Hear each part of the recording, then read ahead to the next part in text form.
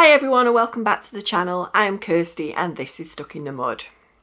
So thanks for joining me today. Please remember to like the videos if you're finding the content helpful for you and subscribe to the channel if you haven't already, and hopefully we can help each other along this journey to OCD and anxiety recovery.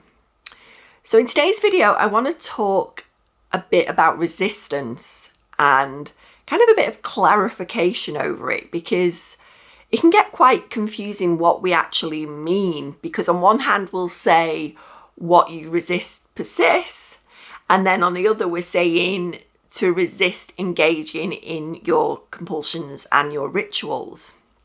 And it can sound kind of counterintuitive and just get really confusing. So there is a big difference, and that's what I want to discuss today. In my videos I often talk about my experience with OCD and anxiety over the 40 years I've had it, and a therapy that has actually worked for me and I've had major results with, and that is metacognitive therapy or detached mindfulness. I talk about it a lot in my videos, and this type of therapy has a do-nothing approach. You know, with the intrusive thoughts, the feelings, the sensations, urges, and images you may experience. It requires as little involvement as possible. That is the motto I always had with my therapist, was as little involvement as possible. So any thought is allowed to be there. You know, I talk about this a lot as well, just allowing your thoughts to coexist with you and have no resistance to them. And just let them be there, honestly, as effortlessly as possible. So to kind of like effortlessly let them just flow through you. And we know they are there, you know, we accept that they're there. We don't have to accept the content of the thought as true. You know, that is completely different. You know, accepting it being there is different. You know, it's not like accepting that you were a bad person or accepting that this thought is true. That is just not the case. But the difference is we don't engage with all the questions, trying to work everything out, you know, or coming to some kind of certainty about it.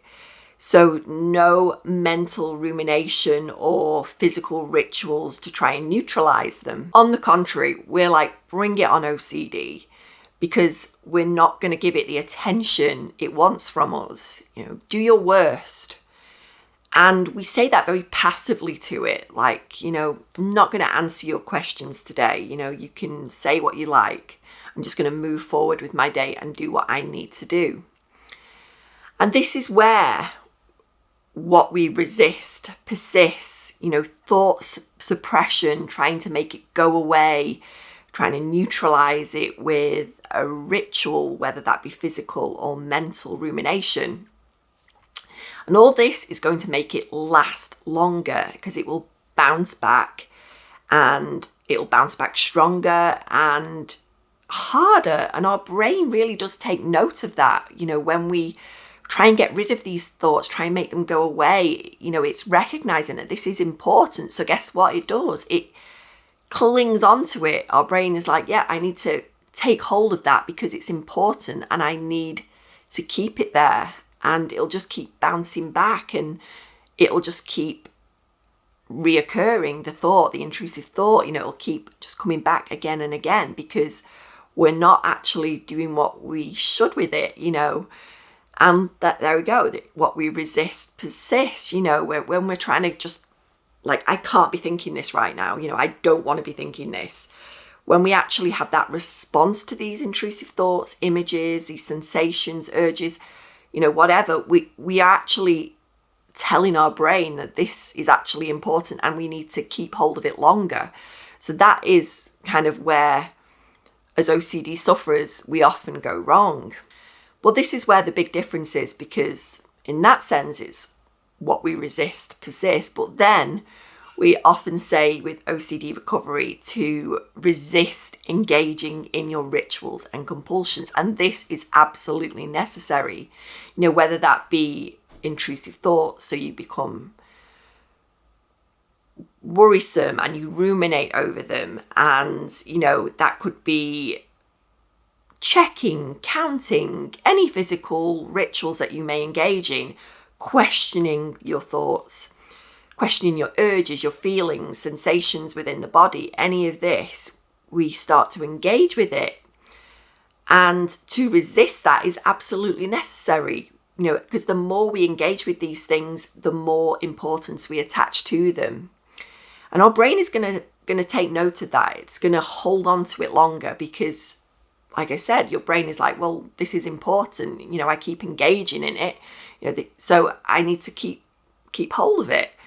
And the more consistently we practice disengaging with these things, this is where it gets easier and easier.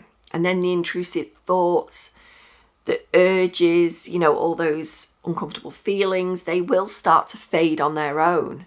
And that is the beautiful thing about this therapy that I have found success in. You know, nothing else really worked for me. I do elements of exposure and response prevention because, of course, we do encounter, you know, triggers every day of our life. And this is where, you know, we can alter our response to it. We don't engage with it the same way.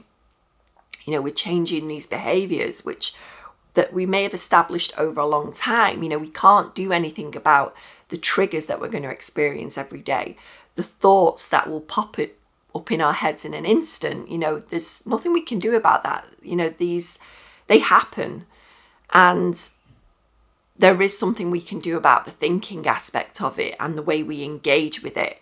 And this is why this therapy really worked for me, because, you know, I realize how much effort I was putting into figuring everything out. And, you know, you don't always realize that that is actually something we are putting effort into and actually doing. You know, we often think it's just automatic and we can't stop it, but we can.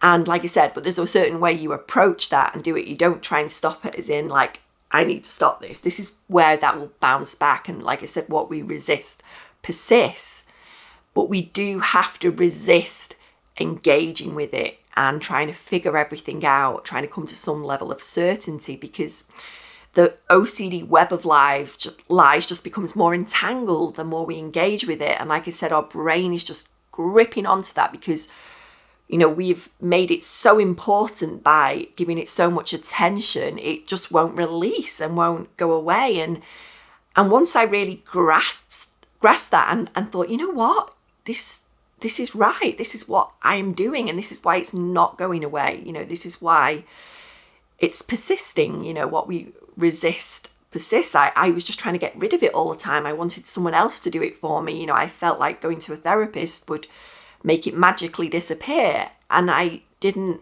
really understand how much, you know, how much of the work I would have to do to make that happen and, you know, be able to live my life free from OCD's grips and control, because it is possible.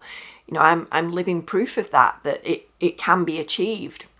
But it does take practice, and it takes a lot of self-compassion and, you know, being kind to yourself, because like I said, these behaviors and safety-seeking behaviors we've often had throughout our lives when we didn't even realize what we were doing. And it takes time to kind of unravel that and realize that what we are actually doing is making it more stuck.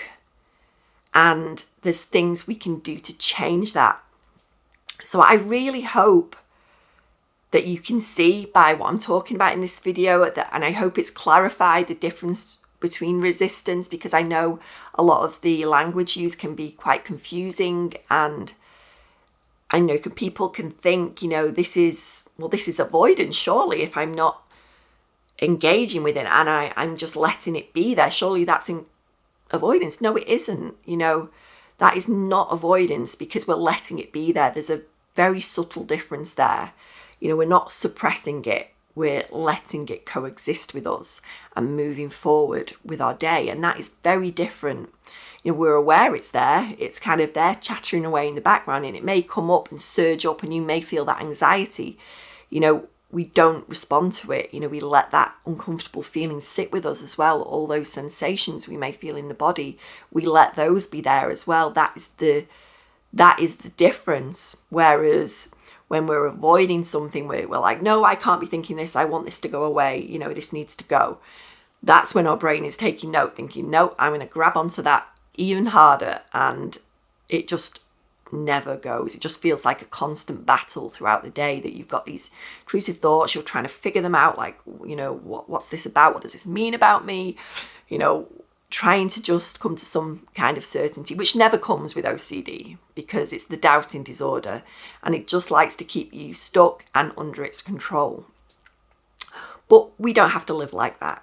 And like I said, I hope this video has given you some clarity over that and what all of these things mean. So let me know in the comments your thoughts on this. I hope this has helped you understand the difference between that and resistance and what it all means. And I will see you in the next video. Thanks for watching, guys.